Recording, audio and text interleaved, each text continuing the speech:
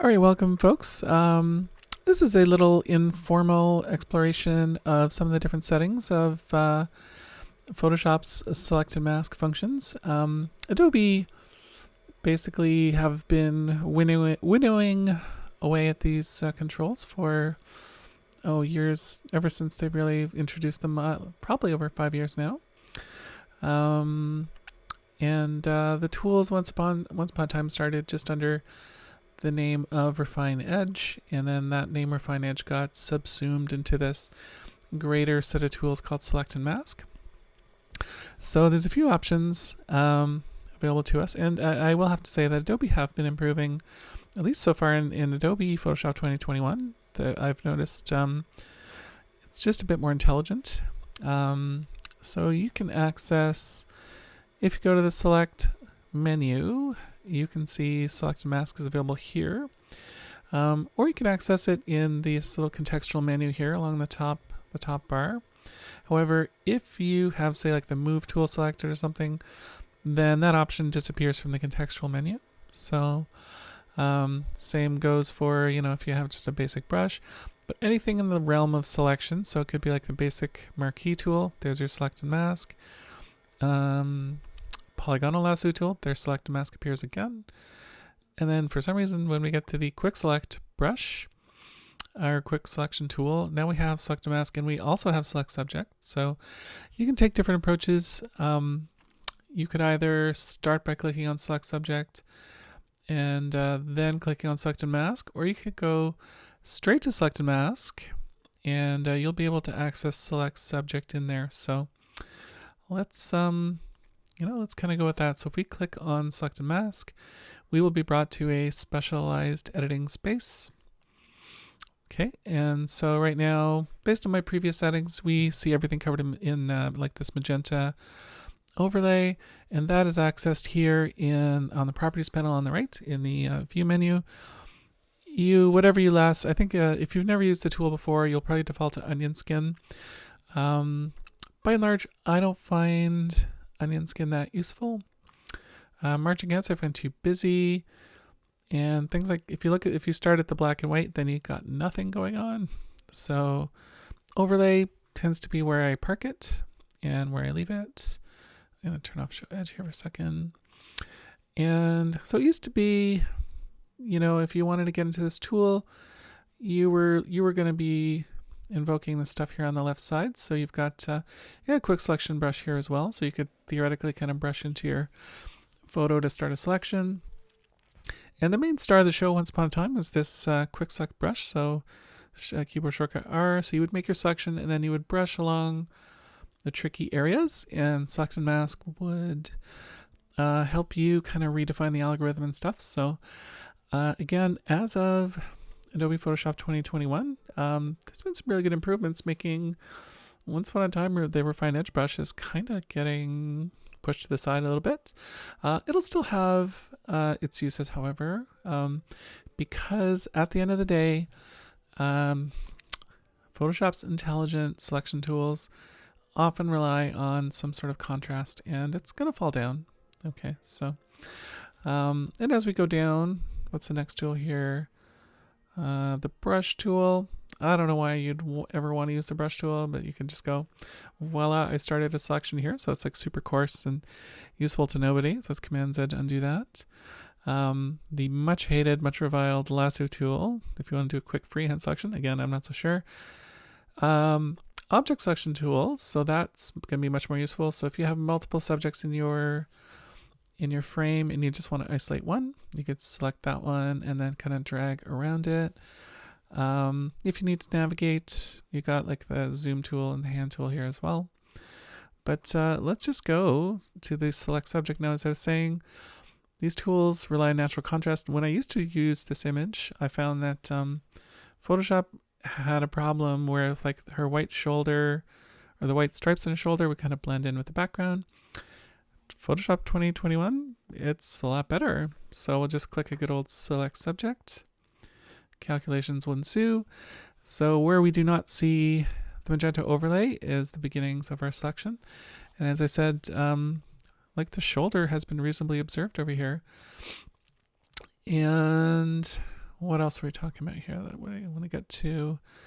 So the old approach was you would start your selection, then you would go to the refine edge brush, and then you would kind of like brush along the tricky areas.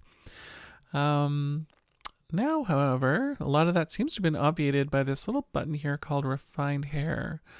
So if we look at the tooltip, it says Find and Refine Hair around the selection.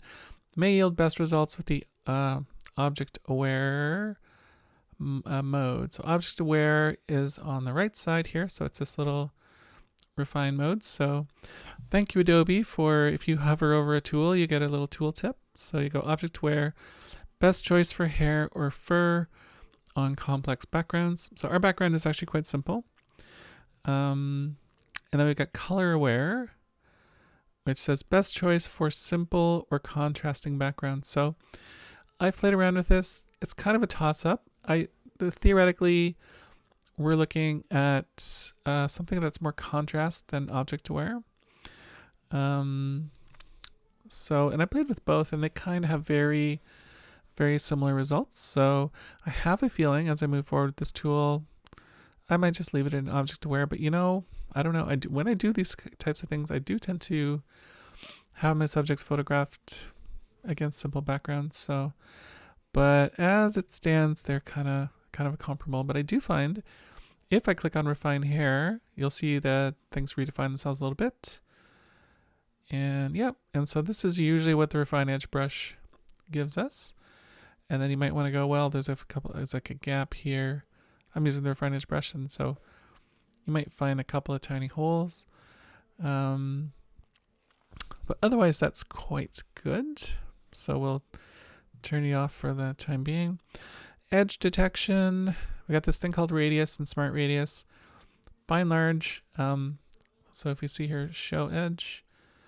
So this is already some of the intelligent calculation, is my understanding of what Adobe's doing.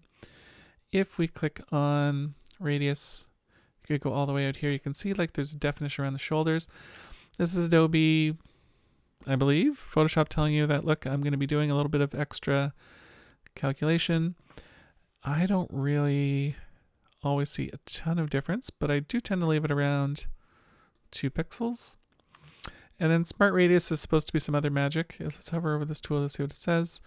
Automatically adapt radius to image edges. Well, thank you very much, Adobe. We thought that's what these tools are doing in the first place. So, but I'll leave it. It doesn't seem to. Once upon a time, that used to make things worse sometimes. But it's fine right now. So we'll just leave that edge detection. And then we have global refinements. So in my notes to my students, I kind of indicate that these are, it's going to turn off show edge here.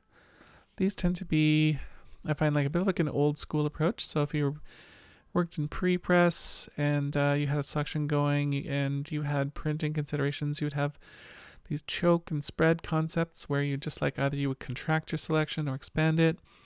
I almost never use these tools. Theoretically, if you had some like color fringing around your image that you really need to make disappear, you might add a little bit of feather and then shift edge into the negatives to choke your selection a little bit. In my opinion, these tools are so good that if you need to resort to these, it's probably just beyond an easy fix that Select and Mask can do and beyond the scope of this video. So not a fan of these. But you might want to invoke the invert selection as something that you could do. Is that like part of global refinements? Yeah. So sometimes you want to select the background and not the subject, so you could always do that. In the past, however, when we did that, I see that we don't have Adobe took away something. We used to have a remember settings checkbox that was always not working. That is gone. Okay, so all to say is global refinements, use at your own risk. I haven't found a ton of use for it. Then we have output settings, decontaminate colors. This is also theoretically if you have color fringing. I never have to resort to this in my day-to-day, but your mileage may vary. And then what are you going to output it to? So if I already had a selection going, I sometimes just output to the existing selection. So this is sort of like build on top of, or I can just say, hey, output it straight to a layer mask, output it basically without a background to a new layer. I'm not a big fan of this. I always like to carry as, I'd rather work with masks in case I need to tweak it afterwards. New document with layer mask. So these are options. In my day-to-day, I usually just build on my selection, or maybe new layer with layer mask might be one that you like to work with. And so before we do that, let's just look at our visualization modes here. So I'm going to click on black and white. So this kind of shows you what we're after, and possibly what might need some cleanup afterwards and so on. But for the purposes of the exercise I have in class, this is actually pretty passable. Let us just click OK. All right, so we have our merge against. So this is then you could do something like create a curves adjustment layer, your merge against disappear, and have been transformed into a mask that can be later refined. You could brush into that and so on. So of course, if you need to get back to it, you can double click on your mask, and that often brings you, sometimes settings don't always cooperate, but that brings you back into your selected mask that you can build on top of. So you could, if you needed to tweak some things, maybe go back to global refinements because it wasn't good enough, or do a little bit more refinements, or switch to, so this color aware, object aware. If you click on, like, say, the other one, Adobe's going to say, whoop, switching refine mode may result in a different edge, which, I think that's the idea. So it's, do you want to proceed or you want to cancel? Anyways, let's get out of that one and let's kind of look at another image. So I'm going to go don't save, and so let's take a look at this one. So this is a situation, we've got hair and so on. So we want to select the boy in the front from the one in the back. And as I was saying, Photoshop does rely on contrast even with these smart tools. So we've got a dark background, some dark elements, like it's going to do probably a pretty good job over here where it contrasts with the blue, and then probably fall down over here. So let us go. We've got a selection tool already to go. Going to click on select and mask. Oh, it's defaulting to onion skin for some reason. Let's go to overlay.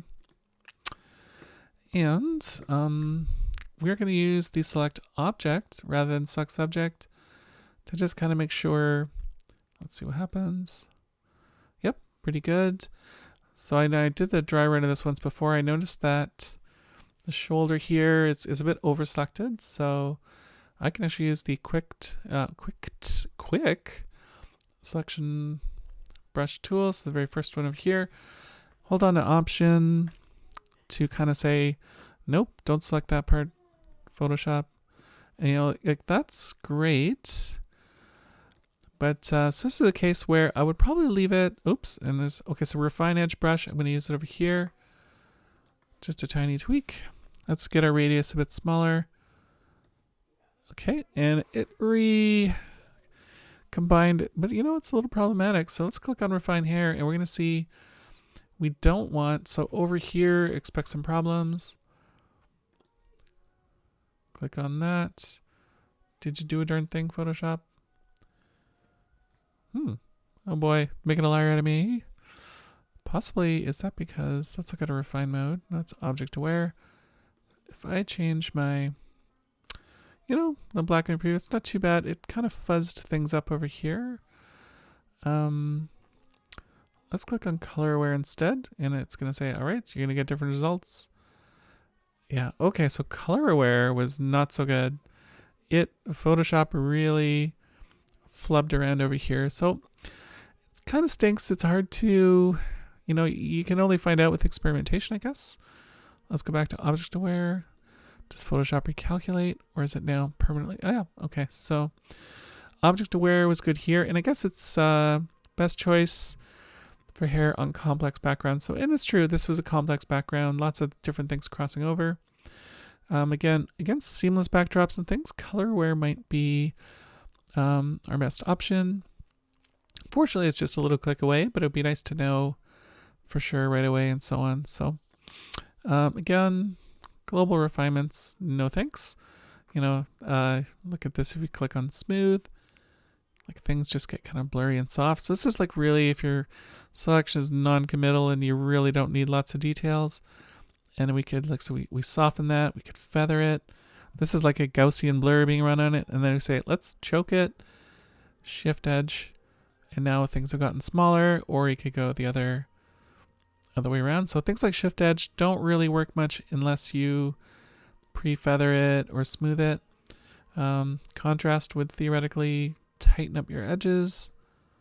Yep. So now it's like we got no feathering, but it's just this amorphous blob at this point. So it is a ghost of what it once was, and defeats the purpose of having gone for this to kind of get in this kind of function. So it may come in handy someday. Might save my bacon. I'm gonna output it to new layer with layer mask just for kicks. Okay. So and it even turned off my background layer for me. Like, thanks so much, Photoshop. So hit my backslash key so I can just refine it. Oh geez. So look at that. I still have to clean up with the glasses afterwards and so on. So not perfect, but still pretty awesome. It really does so much heavy lifting in so many different instances. And then you just move in and you do your little bit of extra magic, and then you're good. So that is a little bit of talk on the different settings with select and mask, and it's select subject a little bit, and so it's a tendon function. So hope that was useful to you.